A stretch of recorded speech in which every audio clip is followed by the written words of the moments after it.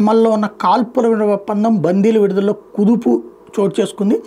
ఒప్పందానికి అనుగుణంగా ఇజ్రాయెల్ నడుచుకోవడం లేదని చెప్పి తాజాగా హమాస్ వాళ్ళు అడ్డం తిరిగారు.